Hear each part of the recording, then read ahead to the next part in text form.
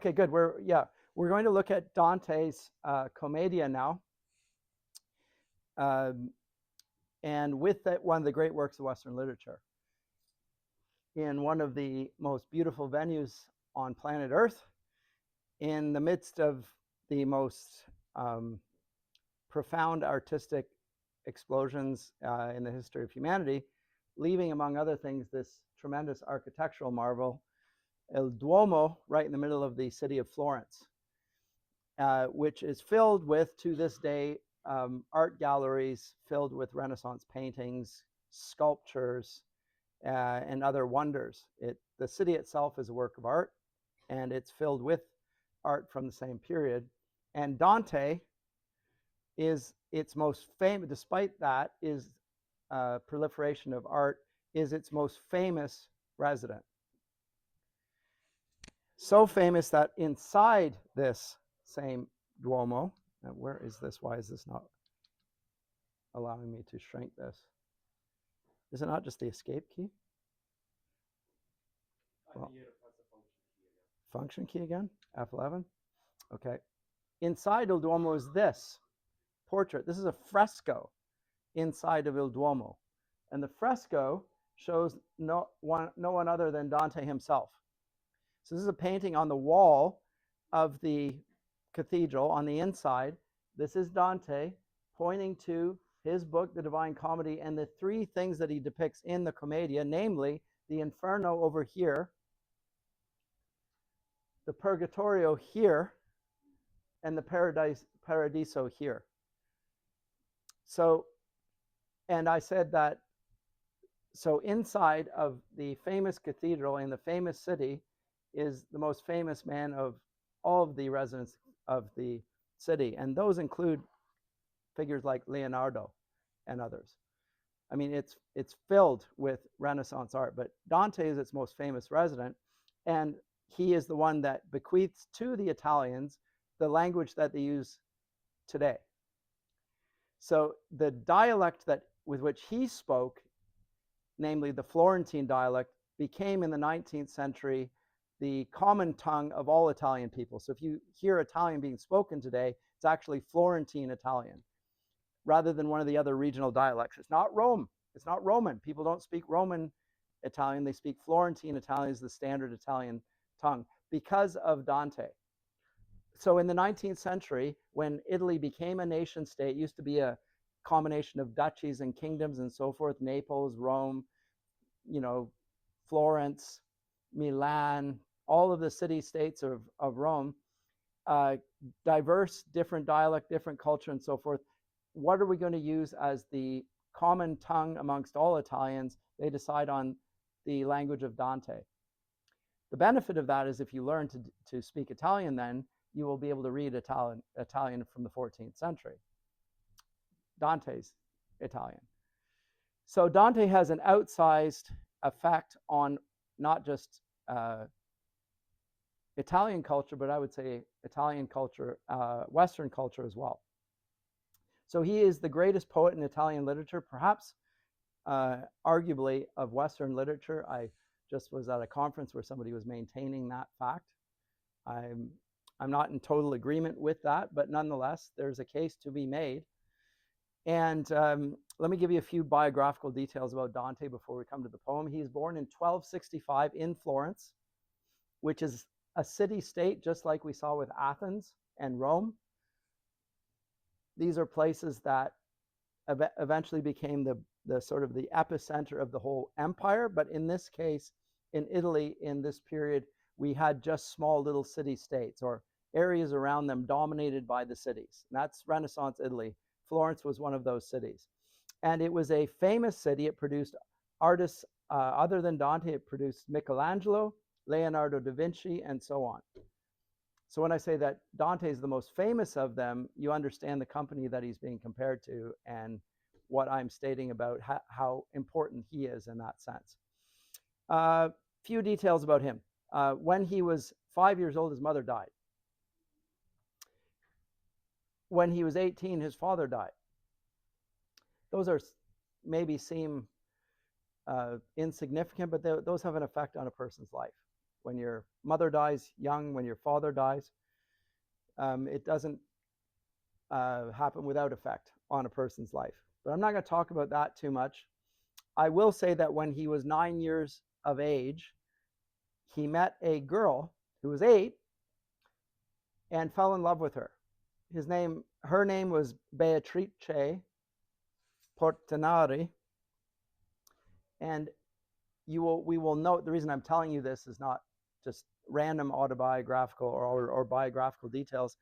She figures prominently in his poem. She becomes something like his muse, not just for the Commedia, but in other works as well. He speaks of her as the leading light that guided him in his works there. It's always very moving. But we have to realize that in some sense, he is playing on the idea of a muse, which we've already seen with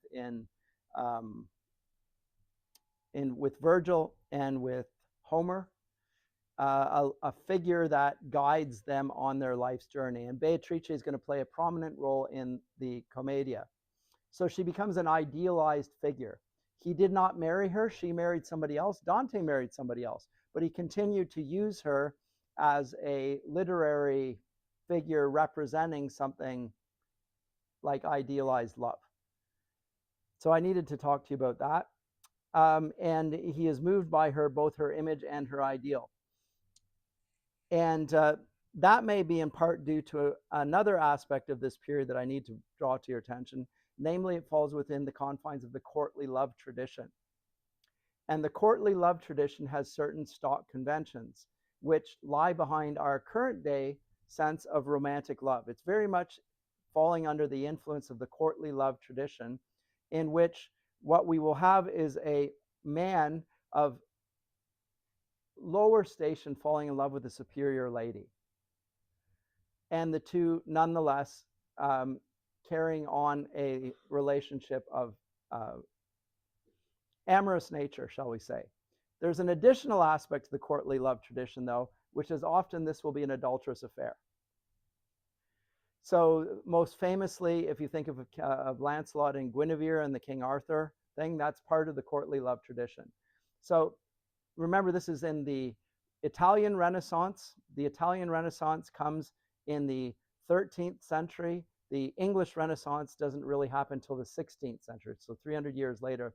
Slightly confusing in that sense, but it happens first in Italy. It's an artistic movement. It puts humanity often at the front and center. It is religious in its themes and depictions, but it also will have a strong emphasis on erotic love. And there's an element of adultery in there as well. So it's not unblemished or untainted by what we would call sin.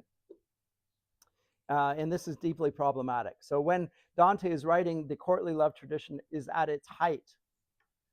But all the conventions of a man bowing at the knees of a superior woman, he regards her as like an angel, her eyes like diamonds, her hair like flax, or whatever, these sort of stock associations, those come from this tradition. It does not come before it. It emerges from this period, and it stays with us. So in the Valentine's Day depictions and professions of love, we owe them from they're part of the courtly love tradition. C.S. Lewis argues that romantic love originates in this period even. I think he's probably mistaken on that front, but he didn't make that claim at any rate. Dante speaks against the backdrop of the Renaissance and the courtly love tradition. We also have to recognize another aspect of his writing, which is that it's intensely political. And this is part of the complexity of reading Dante. I have to say, if Dante is the greatest poet, which I don't think he is, just my own opinion, but if he's to be held to be the greatest poet, we still have to struggle with the fact that many of the associations in the poem are to figures in his day that we no longer know who they are. And we don't understand the politics going on in the poetry. But to be that as it may, Florence is a very powerful city in the midst of the Roman Empire. Oh yeah, so there's two political realities of the day, two dominant political realities. There's the power of the papacy on the one hand, and there's the power of the Holy Roman Empire on the other. And the papacy, as we know, is in the Vatican, which is in a little place right next to Rome. And the Holy Roman Empire is the whole of Europe at this point. Everywhere where there's Christendom, at least in the Western Europe, that's where the Holy Roman Emperor holds sway. And there's a lot of fighting over political supremacy between the Pope and the Holy Roman Emperor. And in the city of Florence, that the papal party versus the imperial party divides the city up into factions. One are called the blacks and the other are called the whites. Nothing to do with skin color, nothing like that. It's just, right? It's but there's the black faction and the white faction, representing the Pope and the Holy Roman Emperor, respectively. And these are called, in turn, the Guelphs represent the papacy, and the Ghibellines represent the Holy Roman Emperor. The Guelphs that are associated with the papacy tend to represent the middle class, the lesser aristocracy, men like Dante. So at first he's in the papal party, just by virtue of his background. And then he becomes very disenchanted by the Pope's actions and throws himself over to the other side and supports the Holy Roman Emperor, who is better supported by the more senior aristocrats in the city. So there's all sorts of social, political intrigue that falls in the background of this. And there is a battle during Dante's own life between the blacks and the whites, and Dante tries to remain neutral, and for his pains, ends up in a lot of trouble, and eventually is pushed into a position of power amongst the blacks, namely the imperial party. And while he's away from his city, there is a sort of a coup by Boniface VIII, who's the Pope of the time. And while he's away from the city, he is effectively exiled from Florence. He can't go back in there. I'll just leave that all to one side. But among other things, the Pope Boniface VIII, when he does this, his reward from Dante is to be put in the Inferno while he's still alive. So you don't want to disrespect the poets while they're still alive. You're going to end up in hell for the rest of eternity. While people read the Commedia, people are going to associate you, the Pope, not with anything you did, but rather with where you are in Dante's Inferno. So the Pope Boniface VIII is placed there because of his actions there. What else do I want to say about this? Oh, it's an epic. Of course, it's an epic. We've already seen Homer in his Odyssey, an epic. We've seen Virgil in his Aeneid, an epic. Now we will see Dante in his Commedia writing yet another epic. And one of the things it's going to illustrate is the change in worldview between a Christian worldview or the Catholic worldview of Dante vis-a-vis the pagan worldviews of the Greeks and the Romans. And we will see significant changes in the worldview between one and the other. Because remember, in the Homer and Virgil, we have an underworld, right? Everyone goes down when they're dead to the realm of the shades, where they continue a sort of a spectral existence, not particularly admirable, but they more or less do in the underworld what they did in life, just sort of in a lifeless, not very interesting fashion. Whereas in Dante's Commedia, they're being tortured and punished for their defiance of God. And so there's a significant change in the depiction of life after death. So those who are not baptized, those who do not believe in Christ, they end up in the Inferno, in hell. And we'll get that depicted in various ways. I'll describe that in more detail in a second. Those who are believers get brought into this realm, which doesn't exist in Homer or Virgil for that matter, namely purgatory. This is where Christians go in order to have their sins purged from them before they enter Paradiso. Now, the idea of a purgatory is a medieval Catholic belief. which is held to this day by Catholics. The idea of the existence of a place called purgatory is a Catholic belief. Disputed by Protestants that it even exists, as is the doctrine of the need to purchase indulgences to reduce your time in purgatory and so forth. If you pay enough money in indulgences, you can reduce the time in purgatory and go directly from earth into the paradiso. But this is a doctrine of the church in the medieval period that Dante holds to. And then when he comes to the depiction of the paradiso, of heaven, we see something that we certainly don't see in the ancient epics, namely human beings being drawn to the presence of God. If you remember Virgil and Homer, the gods are where the Olympian gods dwell. The human beings, the best they can hope for is to be like Julius Caesar or Octavius and become a star in the firmament. But that's only the leader, not all people. Whereas in Dante's conception, all believers go to paradise and dwell in the presence of God. So there are significant differences between the pagan views and the Christian view. And when I say the Christian view, I mean the Roman Catholic view of Dante's day. We'll see next semester, when I look at Milton's Paradise Lost, a Protestant version of an epic. And we'll compare and contrast that with Dante's view as well, because there are significant differences there.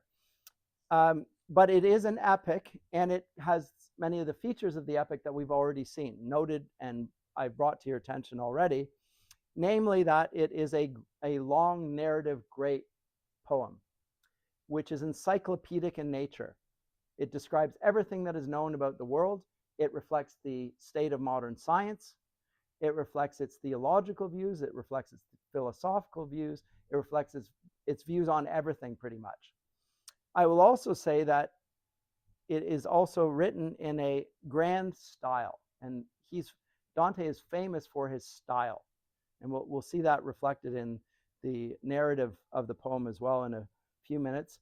But let me say that it is written with the number 3 prominent in the narrative. The number 3 comes repeatedly, and it does so in a variety of ways. So let me see here. Back to here. Nope. Back further. Stick with this. Is this it? No, I don't want that.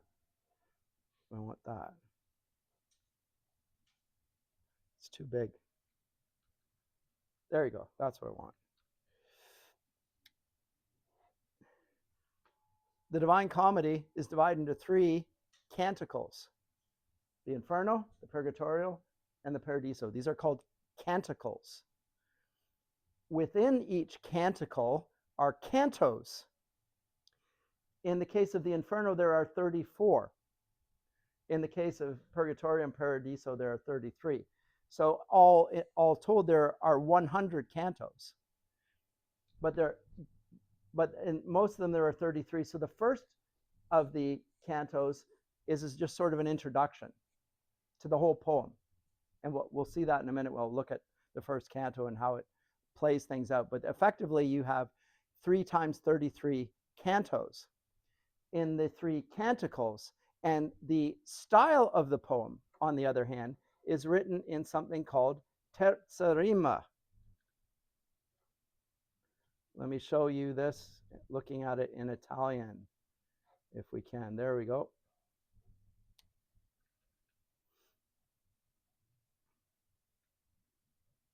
Oh.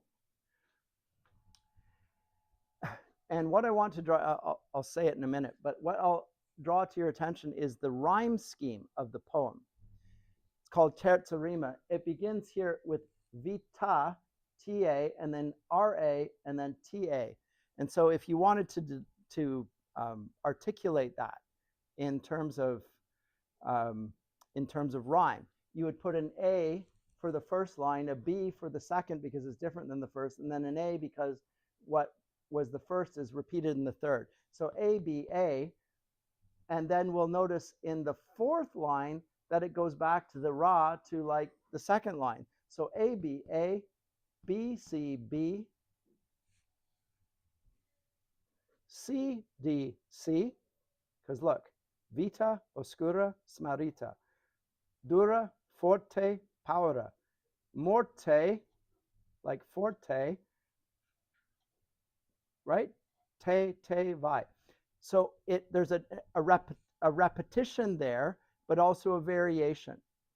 It's a continuously evolving sort of rhyme scheme, which is very difficult to replicate in English, quite frankly. When English translators try and translate Dante, they don't try and, in general, to hold on to the rhyme schemes. It's very difficult in English. It's easier in Italian because basically every Italian word, it concludes with a vowel. Not so in English. And it's not only a vowel, it's a vowel that is pronounced. Like there's no silent E. This is forte, not fort, like in English would be. So and this is one of the benefits of reading Italian, is that whatever you read, you will pronounce. They don't have silent syllables like French and English. Everything's pronounced, just like it is in German and Spanish, and Italian's just like that. So, and this is called terza rima, threefold rhyme. So we have threefold rhyme within the canticles, 3 times 33, written cantos 3 times 33 in the 3 canticles, all reflecting the significance of the Trinity, the Holy Trinity, the 3 persons of God's own nature. And so what we have here is an intensely artistic form of meter to render Dante's tale. Very intricate, very beautiful, but very regular.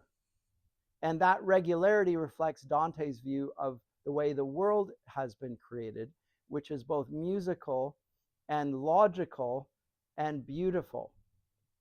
And this is what we need to understand about Dante, which I think surprises many people, is that the medieval mind is not irrational, it's intensely rational. It's far more rational than we are. It sees purpose and order and meaning and beauty in everything.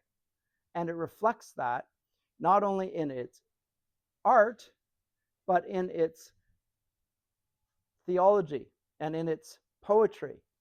There's a rationality and a beauty and an order connected to all of those things, which I think in our day, which is so much marked by chaos and ugliness, is rather refreshing. Even if we're not entirely understanding what's going on, we can at least see that there's a pattern and an order and a symmetry and a harmony in all things. And he believes, furthermore, that harmony is of the nature of God, which is basically a pan-Christian view. It's not a Roman Catholic view. This would also be a Protestant view up until fairly recently, when we threw off all shackles of order and so forth. Having orderly worship is a part of coming in the presence of God. And so there's an order of service, as we call it.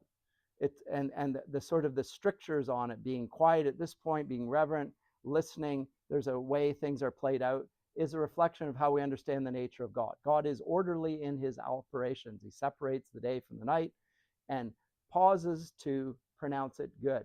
That repetitiveness, orderliness, reflection on beauty is a part of every Christian worship service.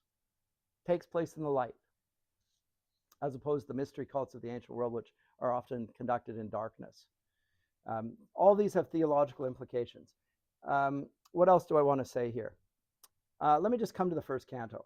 So I'll skip over the Italian here. No mezzo del cammin di nostra vita. So let me say something about that.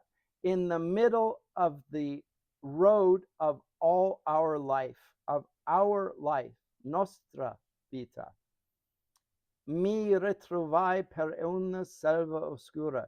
I found myself in a dark forest. When I journeyed half of our life's way, I found myself within the shadowed forest, for I had lost the path that did not stray.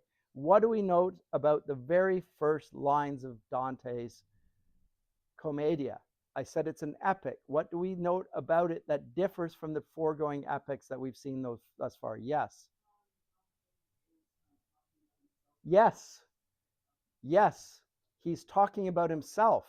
He includes himself in the narrative. Did we see that with Virgil? No. Did we see that with Homer? No.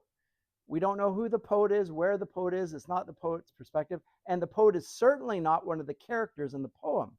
However, in Dante, not only is he writing from a Christian perspective, he is one of the characters in the story. And yet, it's not only Dante that is being spoken of in the story, because he is speaking of himself on behalf of everyone, half of our life's way. So he's including his audience as part of those who are implicated in the story that he's about to tell. And in that sense, Dante's Commedia is a step up and a step forward on what the foregoing epics had depicted and claimed to say. Remember, I said that Homer, in his depiction of greatness, depicted a local Greek chieftain as a model of greatness, whom we could admire. And Virgil sought to outdo him by saying, okay, I have a similar sort of hero. He came from Troy as well. So, but he doesn't only represent himself, he represents, his story is the story of the Rome, the eternal city, the Pax Romana. This is a story that affects everyone.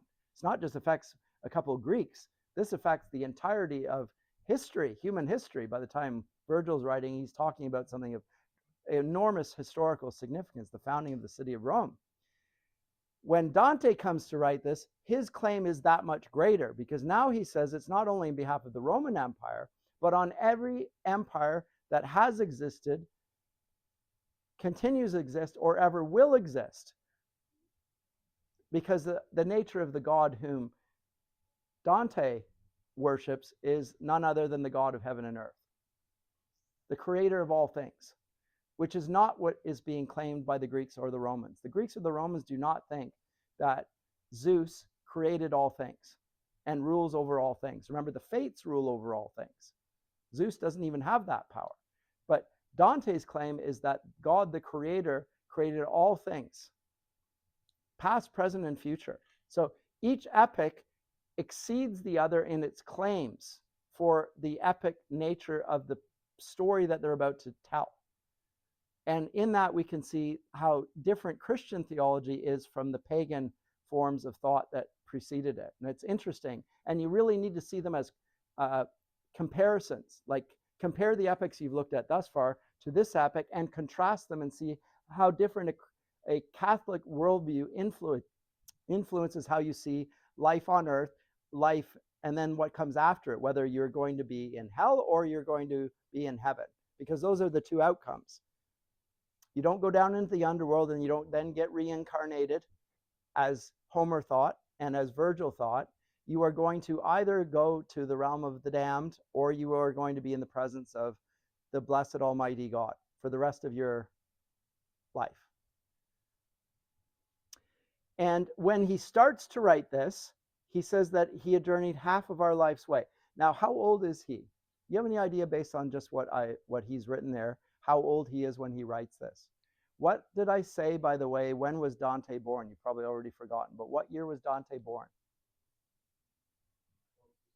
Good, you were listening. 1265, which makes it, if it's 35 years later, what is the time? What year is it when he writes this? 65 plus 35 is 1300.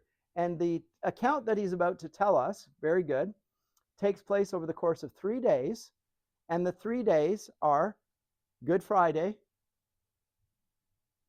Easter Saturday, and Easter Sunday.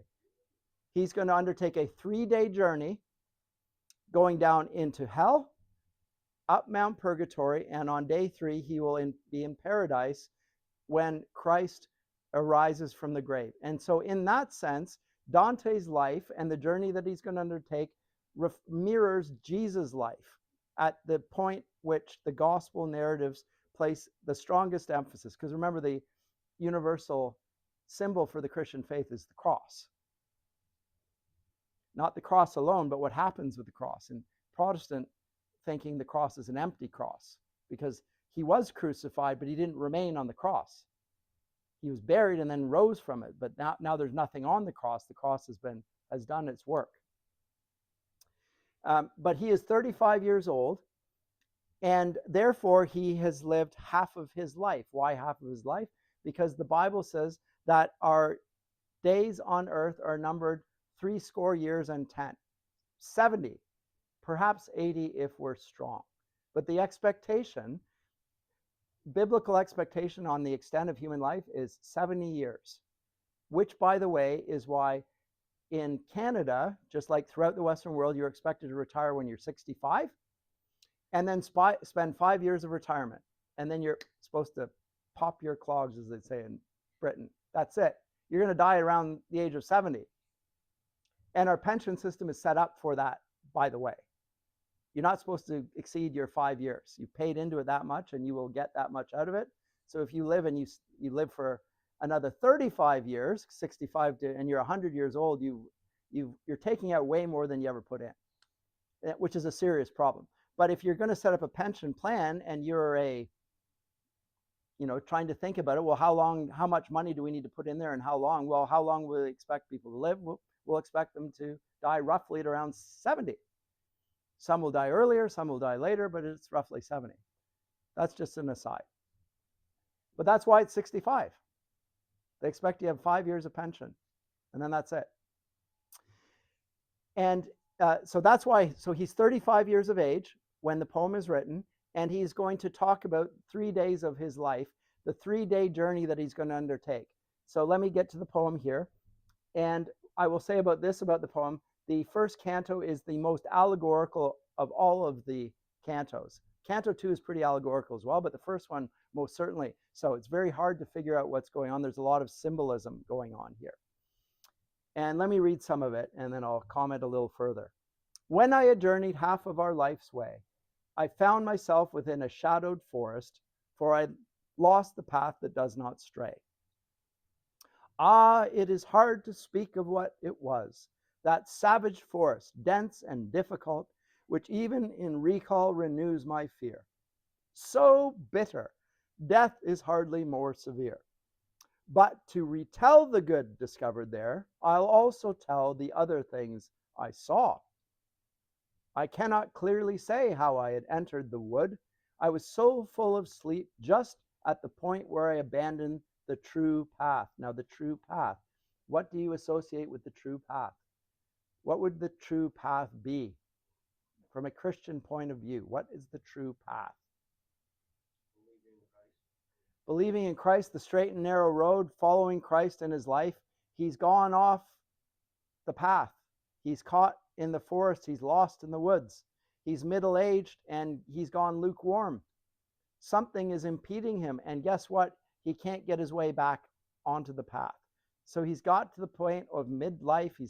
This is literally his midlife crisis. But it's a crisis of faith.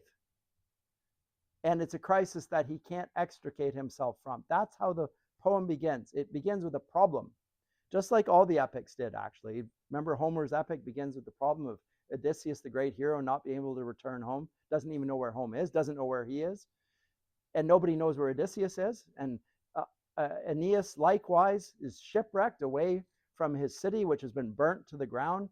He ends up in Carthage. How does he get where he's supposed to be? He's disoriented. Same here. We begin in the middle of a problem. So it begins in medias res as well, in the middle of a real problem. And the problem that Dante has is the problem his audience has, which is that he's caught up in sin. And he can't solve his own problem. There's a real problem.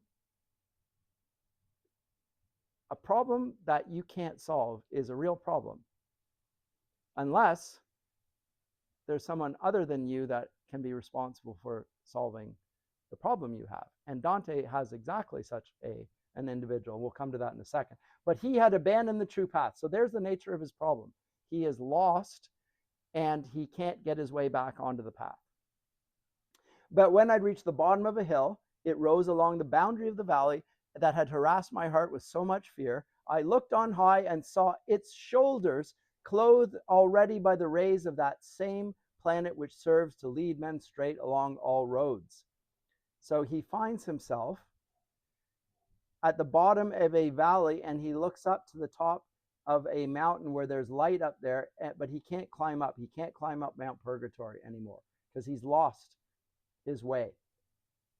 And he needs to climb Mount Purgatory. He needs to be moving away from his sin towards paradise. But he can't do it.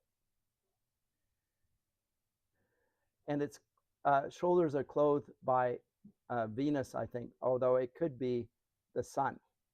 Actually, it probably is the sun. And at this my fear was somewhat quieted. For through the night of sorrow I had spent, the lake within my heart felt terror present. And just as he who with exhausted breath, having escaped from sea to shore, turns back to watch the dangerous waters he has quit, so did my spirit, still a fugitive, turn back to look intently at the past that never has let any man survive. And he is stuck there. And then what he encounters are three beasts. And the three beasts are, as I say, metaphors for something. This is where it gets really complicated. You think it's complicated so far, it gets even more complicated. The three beasts that he meets will represent problems in hell. Dante, Inferno, images. That'll work as well as any. Why is that not showing me the picture? That's what I want. And open the image there. Oh, I don't know if this is going to work. Not really. That didn't work very well. So let me see if I can find another one. That's better. Oh gosh, look at the size of that. It's terrible. Yeah, it worked. How about that? He's going to find three beasts, and they will each represent a type of sin. First sins in the Inferno. By the way, he's going to go down into the Inferno, lower and lower and lower through different circles. As he does so, he finds people besetted by different types of sins. The first group of people are sins of incontinence, people who couldn't control themselves. These are a type of sin. They're less serious. These are sins of incontinence. The second group are people who are committing sins of violence. And then the third are sins of fraud. And each will be represented by a beast. So let me go back to that. Because the first is a leopard, which will represent sins of incontinence. Just like a leopard's spots are spotty and mutable, changeable, you can't. That's what the leopard represents there. He did not disappear from sight, but stayed and dead. Indeed, he was so impeded my ascent that I often had to turn again. So his sin prevents him from going up the mountain. Sins of incontinence. He's going to be guilty of all of the sins in some ways. And the time was the beginning of morning, when divine love first moved the things of beauty, and then the spotted leopard in front of him, and then came another beast, and the second beast was a lion, representing violence. And then finally, the third beast comes upon him, and that is the she-wolf. Once again, representing the leopard, sins of incontinence, the lion, sins of violence, the she-wolf, sins of fraud. Because anyone who knows anything about wolves knows how wolves are tricky. They'll lead you astray. They'll appear to be doing the really clever. So these three beasts and the three types of sins that they represent are impediments to him climbing Mount Purgatory. And so bad are they that the very sight of her so weighted me with fearfulness that I abandoned hope. And then gives an epic simile, even as he who glories while he gains will, when the time has come to tally loss, lament with every thought and turn despondent. So was I when I faced that restless beast. And then he cries out in his deep valley of darkness. He cries out for help. And the cry is answered. Have pity on me were the words I cried. Whatever you may be, a shade, a man, because he sees something there. And what is the thing that he sees? He answered me. And who is it that he sees? Does anyone figure out who he is, by the way? Who is the figure that he sees in the valley, the shadowy figure who is going to meet him down there? Did anyone figure out who he was when you're reading? Yes. It's Virgil. So Virgil is going to accompany Dante in his journey, or at least part of the way. And we're going to find that Virgil didn't just go there, he was sent there. And who was he sent there by? None other than Beatrice. Remember the little girl that he was in love with and so forth? And so Beatrice, who is in heaven, sends Virgil down to meet him in the valley of sin and asks him to bring Dante up to her. That's how the poem moves. Remember, just like in the pagan epics, the gods orchestrate the action. Here, Beatrice orders the action. And Beatrice is just one of three ladies in heaven, but he answers Dante who he is. Not man, I once was man. Both of my parents came from Lombardy and both claim Mantua as a native city. And I was born, though late, sub Julio, under the influence of the Julii, and lived in Rome under the good Augustus, the season of the false and lying gods. Now, this is Virgil speaking, but reflecting Dante's view of him. He's living in a pagan era. That's what he was born in a pagan age. And yet, Dante regards Virgil as the great poet in the Roman tradition. In the Latin tradition, Virgil is the great poet, and Dante wants to be like Virgil. And so Dante is going to be guided up his journey by a figure that he regards as one of the great poets, or the greatest poet who ever lived, the great epic poet Virgil.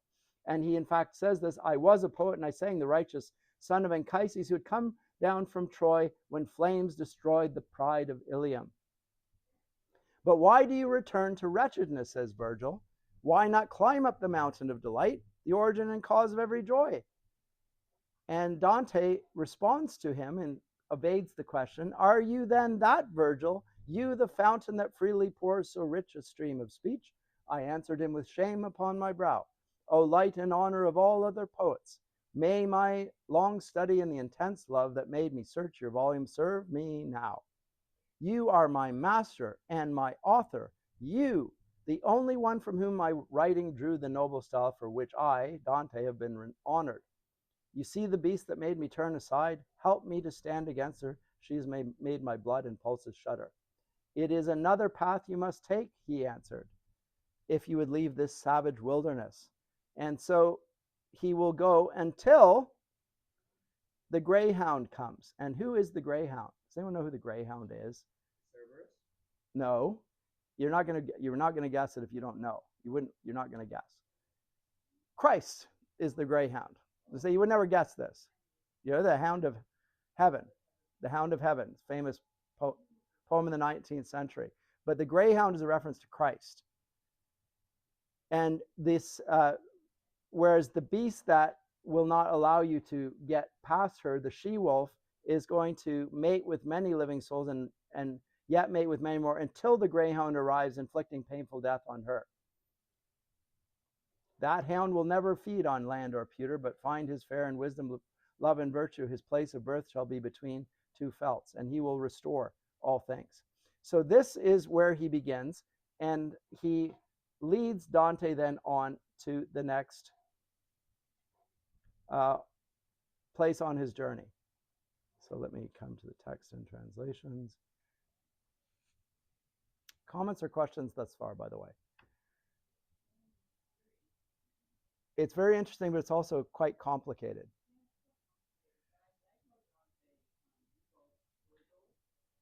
It's very interesting. So this is a new feature of the epic tradition. It's true that when we looked at Virgil, that Virgil made reference to Homer. He used his conventions. He used his story.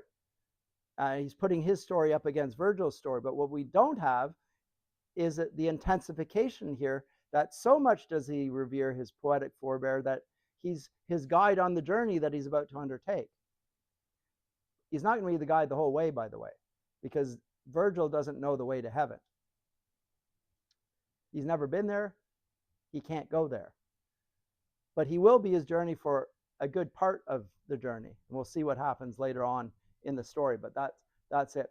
So I'm just trying to get you, we're reading the story, but we're reading it in the light of the stories, the epics that we read before this, and we should be comparing and contrasting and just thinking about the implications of that for ultimate matters.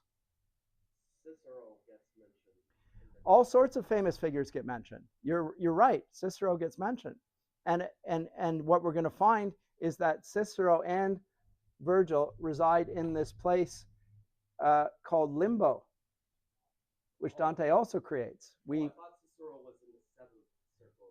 Oh, is he? Maybe he is. I don't think so, though. Is he?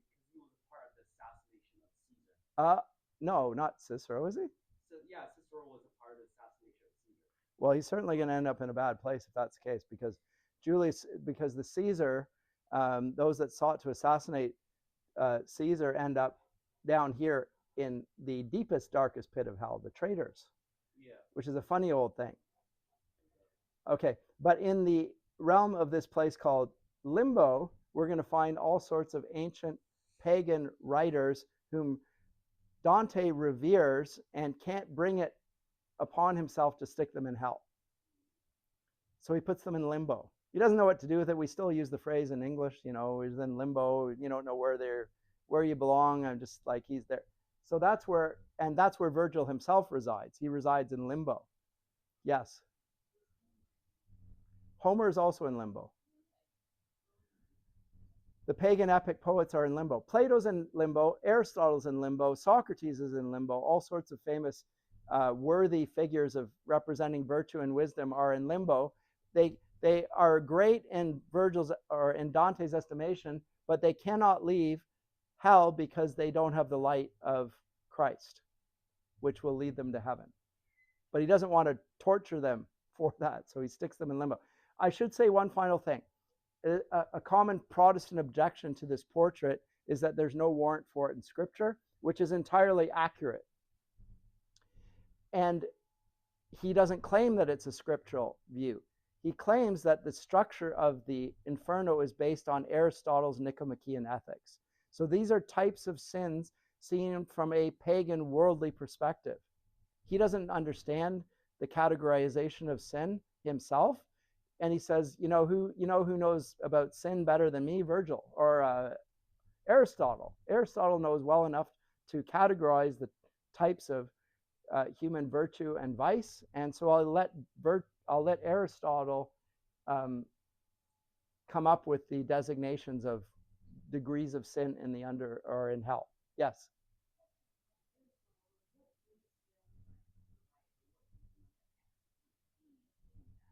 Could you repeat? I can't hear you. So what Aristotle's Nicomachean ethics did in Dante's estimation is to describe the virtuous life. What does it mean to be a good man?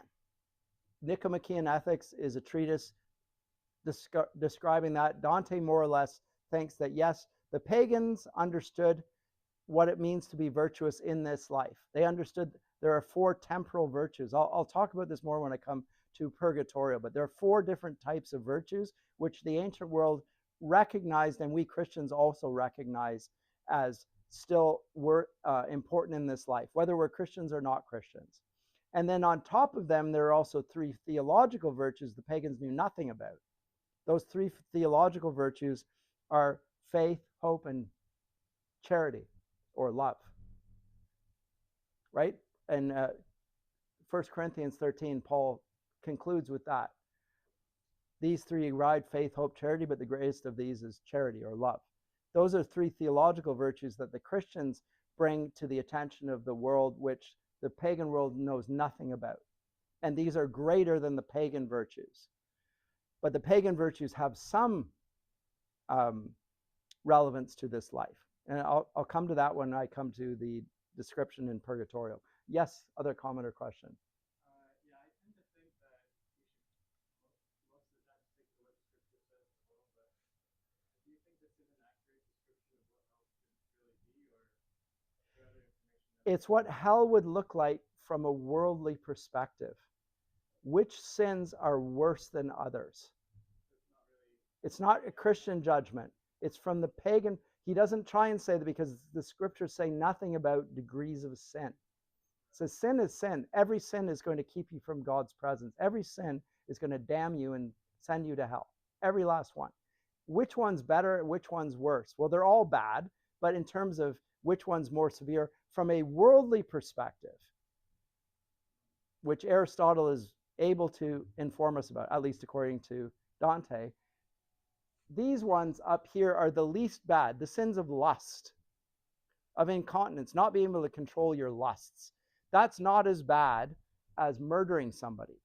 And it's not as bad as betraying somebody. From Aristotle's perspective, the worst sin you could ever commit is to betray your Lord.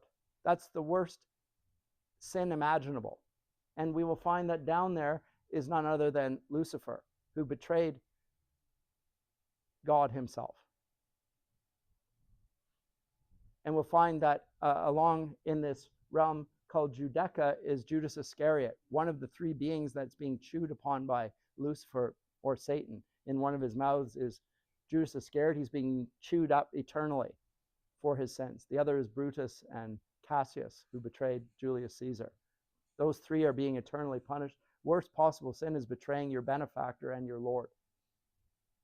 The least bad from the worldly perspective is sexual promiscuity. The least bad from a worldly perspective, says he. I think our contemporaries tend to agree. Most people regard sexual sin as something that happens, but isn't that bad. Didn't hurt anybody, I didn't kill anybody, you know, it was consensual, whatever you want to say. It's not so bad. It's not as bad as murdering somebody, right? It's not as bad as betraying somebody who is your benefactor and whatever. It's not that bad. So from the worldly perspective, that's how he categorizes sin in hell. Okay, that just to explain here. He's not saying the Bible says this. He's saying that Aristotle says this, and Aristotle seems to say things that we more or less agree with. So the least bad is the sin of incontinence. I'm going to come to that if I actually don't run out of time. The sins of lust in Canto 5. I think I won't reach it today. But at any rate, other comments or questions? In general, I agree with you. So from a Christian point of view, that is from a spiritual point of view, every sin lands you offsides with God. God will not accept any sins. If you have committed one of those sins, you're going to you've turned your back on God, and God will not accept you. You have to repent of your sin. Doesn't matter which sin it is. And each one of these sins, including murder, can be forgiven likewise. There's no unpardonable sin. You can be forgiven. From a world's perspective, it's really hard to accept that a murderer or a pedophile is treated the same as somebody who was involved in consensual sex. But from God's point of view, both are damnable and unacceptable. He will tolerate no sin, no injustice.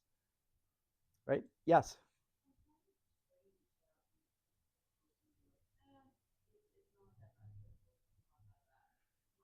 From a worldly perspective, it's not that bad.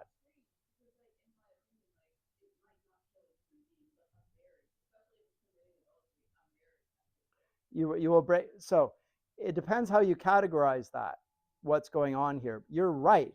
So if a marriage has been, so promiscuity is extramarital, outside marriage, nobody's married, that's a sexual sin.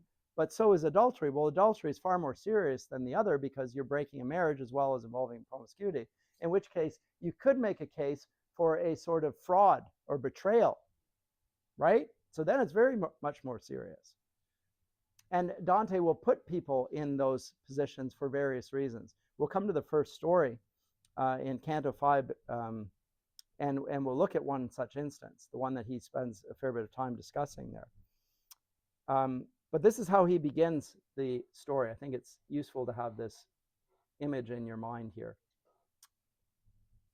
Anyway, Canto 2. I'm not going to spend much time on Canto 2. I just wanted to draw to your attention the old convention.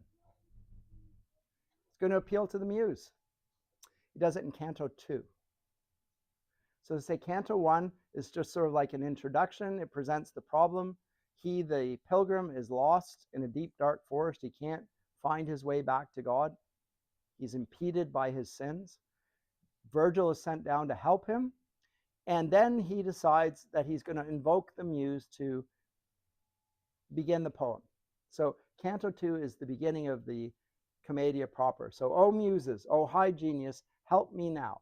O memory that set down what I saw, here shall your excellence reveal itself. I started, poet, that is Virgil, you who are my guide, see if the force in me is strong enough before you let me face that rugged past. You say that he who fathered Silvius, while he was still corruptible, had journeyed into the deathless world with his live body.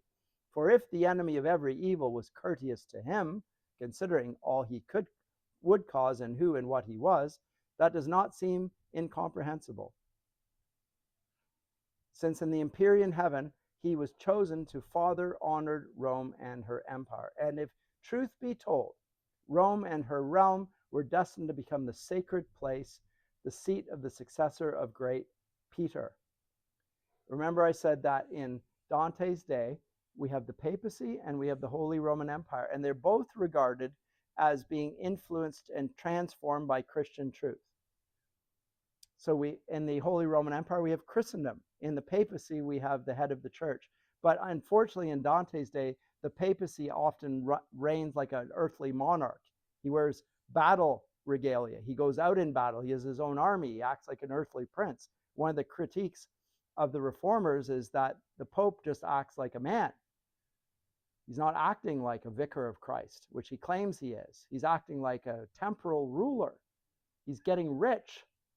He's building a palace for himself and yet claiming to represent Christ. This cannot be. Anyway, so that's how it begins. I don't want to spend any more time on the second canto, as valuable as it is, just for lack of time.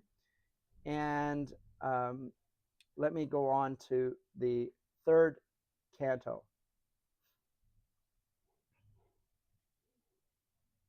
Come on. Because in the third canto, we come to the famous walls of the city. It's a city that he goes down into, and it has a gate, and on the gate are written these words: through me the way into the suffering city, through me the way to the eternal pain, through me the way that runs among the lost. Justice urged on my high artificer, my maker was divine authority, the highest wisdom, and the primal love. Before me nothing but eternal things were made, and I endure eternally. Abandon every hope, ye who enter. That will be Longfellow's translation, I expect. All hope abandon ye who enter in. Okay. And in the Amidrano, per me si va nella città dolente.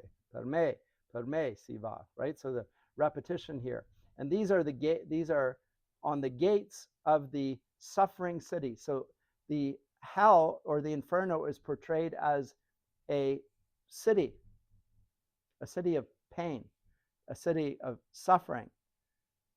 And yet, the city is constructed by justice. Everything that's going to happen, all the sins that are being punished here, are justly apportioned.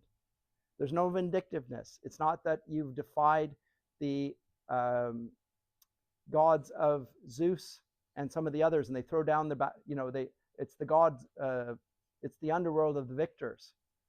This is every punishment in the underworld that happens here is just and is in accordance with wisdom and primal love. God is punishing injustice because he loves goodness. He's put a value on human life and human holiness, and the holiness that he ascribes to human life needs to be punished accordingly. Transgressions of it. So those are the words on the gate of the city, and everyone who goes down there needs to abandon every hope, because if you go down into the inferno, you do not come back out. You go there because it's just. You belong in the inferno. You belong in hell. Yes.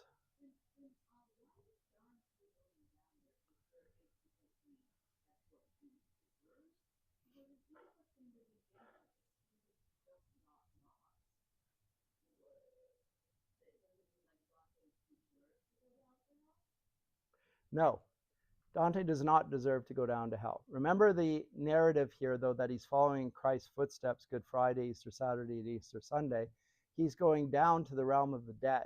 Remember, Christ is killed on the cross. He goes down to the realm of the dead.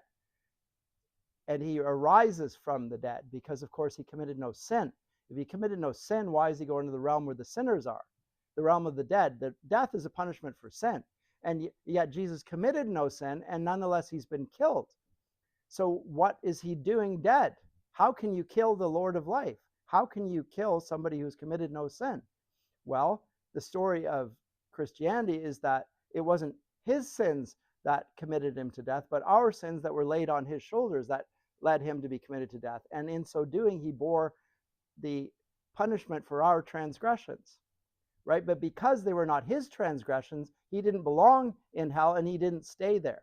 But he did go down into the realm of the dead, but not as a sinner, but as a representative of those who did sin, namely you and me and everyone else. So it's a funny old thing. So Dante is following in the journey of Christ as a pilgrim to describe what he sees there, but not really as somebody who belongs in hell.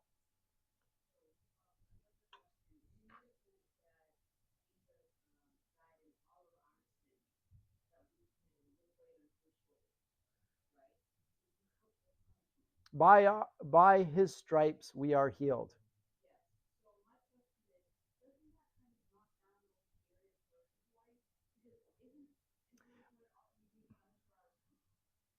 Yes, it does knock down the whole theory of purgatory, but I'm not trying to defend purgatory. But I'm telling you why is Dante going down into the realm where sinners are punished? Because he's following Christ's journey. Now, did Christ ascend Mount Purgatory? Well, again, he had no sins that needed to be purged from him because he didn't have any sins other than our sins. So I guess theoretically, Christ, if every sin was laid on him, then every sin will be represented on his body. And as he ascends Mount Purgatory, those sins are, removed from him. They start to disappear. And so thereby he heals the whole world. I guess you could argue that. And maybe that's what is being stated here. If you're following Christ's pilgrimage down into the dead and then rising to the point where he rises up from the grave on Easter Sunday, I guess that's what's being depicted here. But it is, remember, he's following the pilgrimage that's been laid before him by Christ. So that's why, though. It's not because if he'd gone down to the realm of the inferno, then he would never have come back up.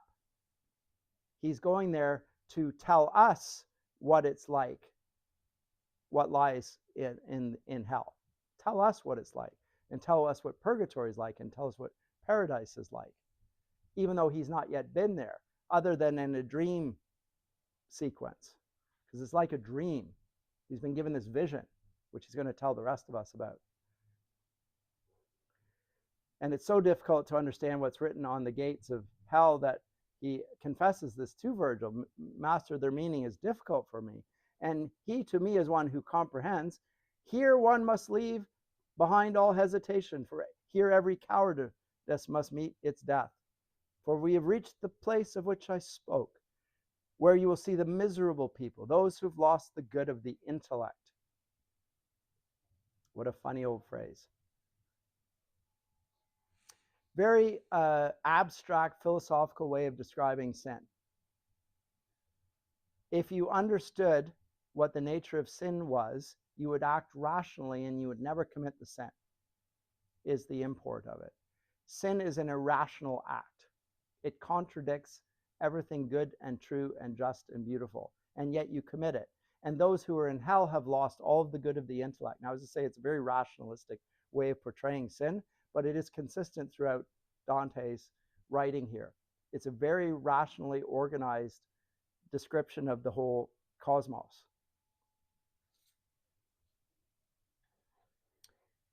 And that's how they are described in hell.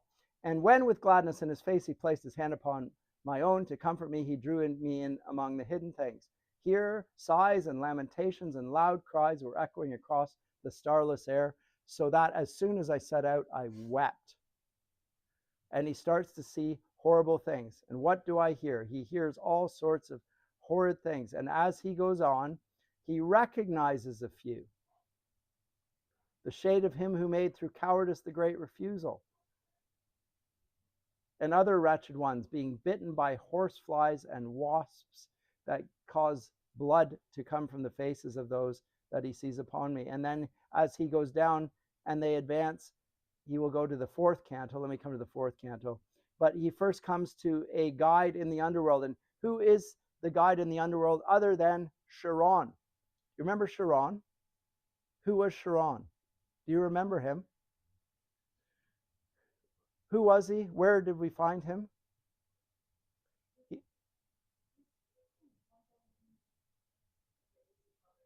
Virgil's underworld. Homer's underworld. He's the Yes, he's the ferryman. He's the guy that takes you across the river to take you into the underworld. So Asher, he follows Acheron. He crosses there.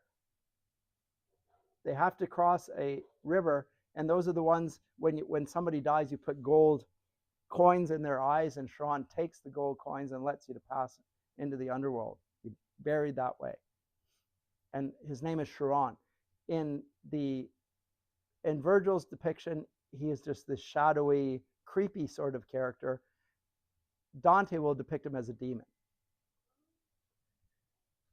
Silence fell upon the woolly cheeks of Charon, pilot of the livid march, whose eyes were ringed about with wheels of flame. But all those spirits, naked and exhausted, had lost their color, and they gnashed their teeth as soon as they heard Charon's cruel words.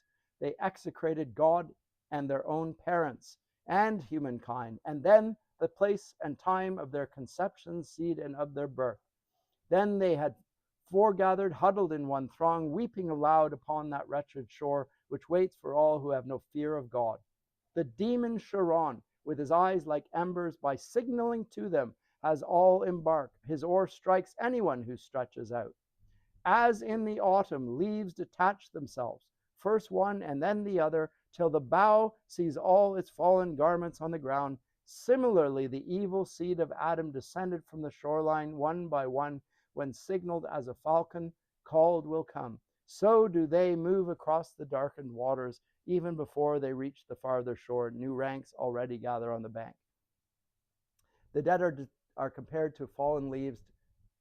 We're in the fall here. The leaves fall on the ground. The dead leaves are just like the fallen dead, depicted in Homer, Virgil, and Dante the same way. It's a metaphor. And my son, the gracious master Virgil, said to me, Dante, those who have died beneath the wrath of God, all these assemble here from every country, and they are eager for the river crossing, because celestial justice spurs them on, so that their fear is turned into desire. So there's an interesting thing. They want to be in hell. Something within them pulls them, draws them. It's appropriate, it's just. Justice draws the people in the inferno to go where they belong. No good soul ever takes his passage here. Therefore, if Charon has complained of you, by now you can be sure what his words mean. He is not fated, destined to be in hell. That's good news. Charon said, I don't want you here. You can't come here. You don't belong here. It's unjust for you to be here. That's good news for you. Understand what you've just heard. And after that was said, the darkened plain quaked so tremendously, the memory of terror then bathes me in sweat again. And off he goes, and like a man whom sleep has seized, I fell. So let me go back here. And we'll come to the fourth canto, and then we'll conclude.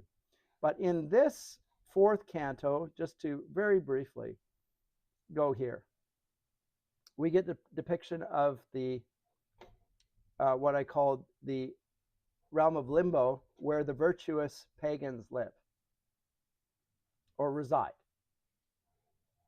If they lived before Christianity, they did not worship God in fitting ways, and of such spirits I myself am one, said Virgil. And for these defects, and for no other evil, we now are lost and punished just with this. We have no hope, and yet we live in longing. Great sorrow seized my heart on hearing him, for I had seen some estimable men among the souls suspended in that limbo.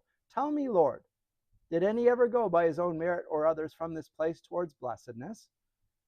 And he replied, I was new, entered on the state, and I beheld a great Lord enter here. The crown he wore a sign of victory, and he carried off the shade of our first father, of his son Abel, and the shade of Noah, of Moses, the obedient legislator, of Father Abraham, David the king, of Israel, his father, and his sons, and Rachel, she for whom he worked so long, and many others, and he made them blessed. So, has anybody ever come from the realm of limbo? Yes, the Old Testament saints have.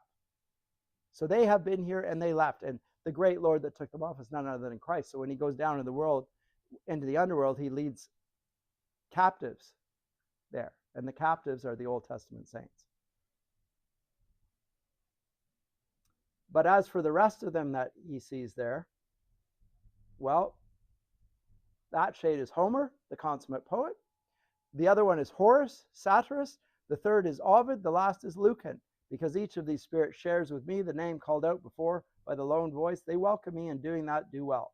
And so I saw that splendid school assembled, because Virgil is also one of them, led by the Lord of Song incomparable, who like an eagle soars above the rest. And soon after they had talked a while together, they turned to me, saluting cordially. And having witnessed this, my master smiled, and even greater honor than was mine, for they invited me to join their ranks. I was sixth among such intellects. So, is Dante a humble man? Not really. He is amongst the great poets who ever lived, sixth amongst five others. The rest were pagans. They're in the realm of limbo. Dante is greeted as if he were one of them, except he's not going to stay there. I just wanted to, I'll conclude with that. But that is the portrait there of limbo. Next time, we will go to the fifth canto and see the realm and the punishment given to the lustful. And I'll see you next time.